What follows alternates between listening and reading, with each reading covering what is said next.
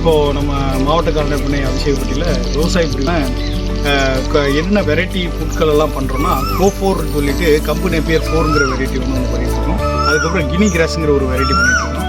இது இல்லாமல் மானாவரி பயிராக வந்து கோஎஃப்எஸ் 31ங்கிற பயிர் வந்து ஃபாடர் பேங்க்னு வந்து புதுசாக கொடுக்கப்பட்ட ஒரு ஸ்கீமில் மூலிமா அதை நம்ம ரன் பண்ணிகிட்ருக்கோம்.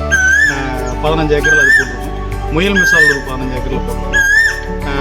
இதில் வந்து பார்த்திங்கன்னா நம்ம பண்ணைக்கு வந்து ஒரு நாளைக்கு வந்து 2400 கிலோ வந்து நம்ம எங்களுக்கு தேவைப்படுது. மொத்த ஆடுகள் பிரிவு, செம்மறி ஆடுகள் பிரிவு, அப்புறம் இப்போ பால் பிரிவு இருக்கிற எல்லா கால்நடைகளுக்கும் வந்து இந்த ஒரு நாளைக்கு தேவையான புல்லோட அளவு வந்து இவ்வளோ.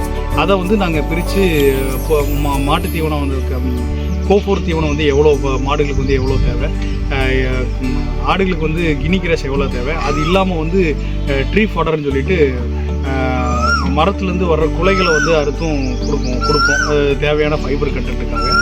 ஸோ இதுதான் வந்து எங்களோட பண்ணையோட ரெகுலர் ரொட்டீன்.